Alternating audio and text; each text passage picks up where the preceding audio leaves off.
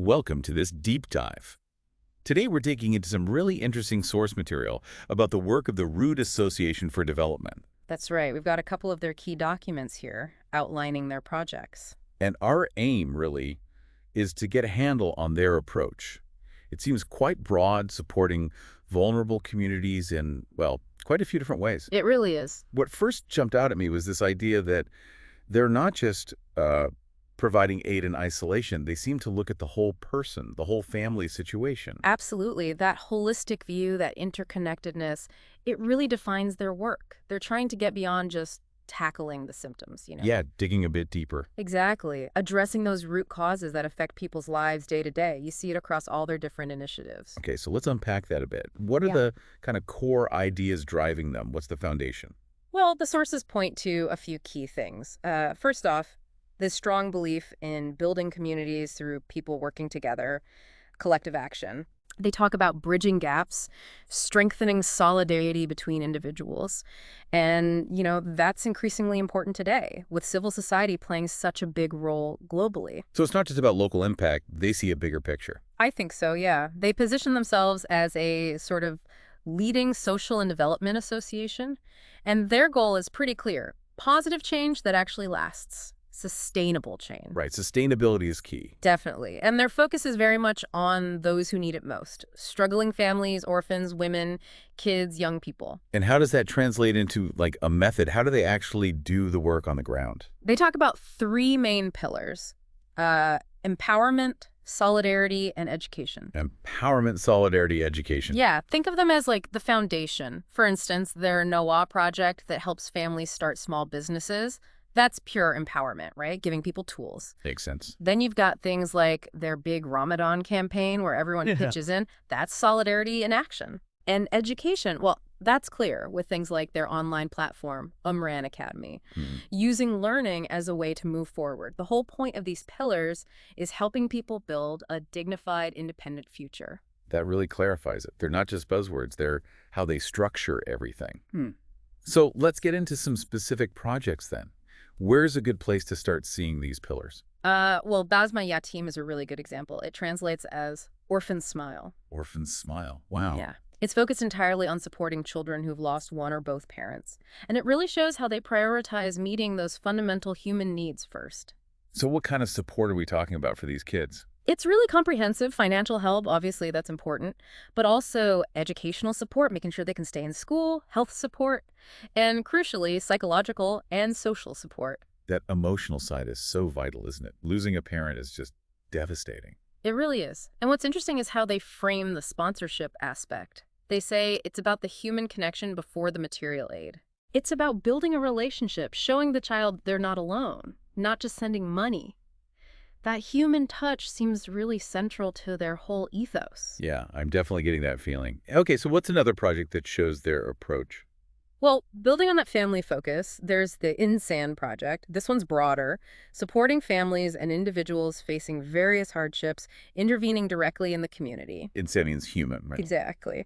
Which says a lot about their core philosophy. So like a wider safety net for people really struggling. Pretty much. They provide the basics: food, clothes, hygiene items, but they also help people navigate all that tricky admin stuff. Well, that can be huge. Absolutely. Things like health applications, housing paperwork, school enrollment, social security, and just as importantly, they offer, a listening ear, guidance, moral support. Sometimes just having someone help you figure out the system is massive. It really can be. And that focus on listening, on guidance, it speaks volumes. It's not just transactional. Spot on. It's about dignity. The project's core belief is that dignity is a fundamental human right, period. Okay, then there's Shifa. That sounds health-related. You got it. Shifa means recovery or healing. This one's all about healthcare access for the most vulnerable families. So helping them afford treatment. Yes, alleviating that financial burden is a big part of it. But it's also about making sure they can access health services that are respectful, safe, and uphold their dignity. So it's tackling the access barriers too, not just the cost. Exactly. They help with medical exams, getting medicines, accessing specialists like eye doctors or dentists, and even navigating the whole health coverage system. Right. Now, Imar al-Masajid mosque construction, that one seems a bit different. What's the idea there? Yeah, it's quite specific. This involves building, renovating, or equipping mosques and also Quranic schools in areas that need them. It's often seen as what's called sadaqah jariyah. Which is like a continuous charity. Kind of, yeah. A charity that keeps on giving, benefiting the community long term. So the mosque becomes more than just a place of worship. It's often a community hub. Ah, I see. So it fosters community connection beyond just the religious aspect? That seems to be the idea. And then linked to basic needs again, we have mawa, which means shelter. Shelter. Okay. It's a very direct Uh, building, fixing up, and furnishing decent homes for families who are poor and really vulnerable. the sources really stress that housing isn't seen as a luxury. Not at all. It's framed as a basic human right. A safe home is the foundation, right? A Baby. place to grow, learn, feel secure, start rebuilding. Okay, now, Amran Academy sounds quite modern, a digital platform. Yes, this one's really interesting. They're using tech to empower people. It's an accessible online platform with courses to develop personal and professional skills. So upskilling people for better opportunities. Exactly. It shows that forward thinking, moving beyond just immediate aid towards self-reliance through education. That makes sense. And there's a really neat twist. Every subscription actually helps fund a scholarship or educational aid for a student in need. Oh, that's clever. Isn't it? It creates this direct link between someone learning for themselves and helping someone else learn too. A bridge between learning and charity work, as they put it. I like that model. Okay, what about Nawa? That means seed or core. Spot on. NAWA is all about empowering poorer families to start their own small businesses, basically. Income generation. Right. How do they support that? It's pretty comprehensive. They help with the planning, provide training, offer the initial funding, which is often the biggest hurdle, and then, importantly, they stick around with follow-up support. So they don't just hand over cash and walk away. No, they want these ventures to actually succeed long-term. It's about planting that seed, like the name suggests, for financial independence, helping families break out of that cycle of vulnerability. Makes perfect sense. Okay, next up is GAIF, meaning succor or relief. Sounds fundamental. It absolutely is. GAIF tackles water access, specifically providing a reliable, safe source of drinking water in remote, often mountainous areas where it's a huge challenge. Wow. How do they do that? By digging safe wells, setting up distribution pipes and tanks, and they even train local people to maintain the systems afterwards. It's sustainability piece again. Exactly, because clean water, it's just fundamental, isn't it? For health, for kids going to school, for overall development. It's a basic right. It really is something many of us just don't think about. Okay, there are also a couple of programs aimed at specific groups, like Barim al-Rud, Rud Sprouts. Yeah, that's a lovely one for children. It's basically an accompanying program with educational activities, fun stuff too, all designed to help them develop communication skills, build confidence. Nurturing the next generation. Pretty much. Yeah. And then there's Nadi Ukwal, the Minds Club. Minds Club. Where's that based? That's run out of Dar al Jaud, which is their main headquarters. It's a cultural hub, really. Activities to encourage kids and young people to get into reading, have discussions, engage intellectually. That sounds great. And lastly, the Ramadan al-Jaud campaign.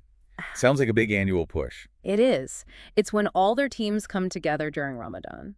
The main goal is to maximize their impact during that important month, distributing food baskets, organizing charity meals where the community can share food together. Really embodying that solidarity principle. Exactly. That's a perfect example of it. So when you step back and look at all these different threads, this whole tapestry of projects, the big picture of Rude really takes shape, doesn't it? It really does. You see this clear vision emerging, building a society where dignity and social justice aren't just ideals, but reality for everyone. And the strong belief that things like poverty or hardship shouldn't block access to essentials like healthcare, education, or a decent home. Absolutely. And that thread of empowerment runs so strongly through everything. Yeah, it's not just about temporary fixes. No, it's about giving people the tools, the opportunities to build better lives for themselves in the long run.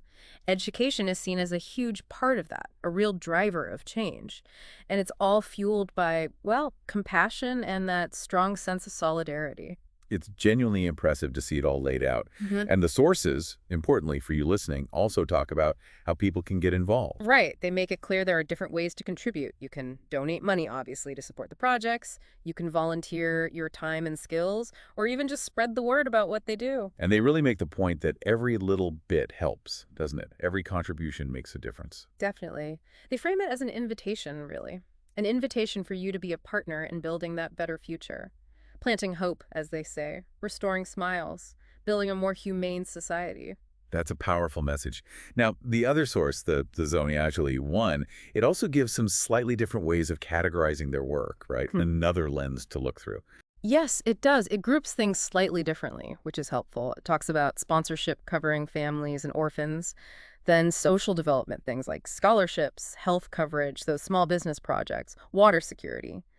Then relief, specifically water and shelter. Okay. Then there are member-specific activities, which seem centered around their HQ, Dar al Jaud, involving volunteers and kids programs, plus the big campaigns like Ramadan, and even specific workshops, cooking, sewing. It just reinforces how wide-ranging they are. And Dar al-Jud itself sounds like the real heart of the operation. It definitely seems that way. The description paints it as a proper hub with training rooms, a library, workshop spaces, meeting rooms, storage for aid, even a prayer room.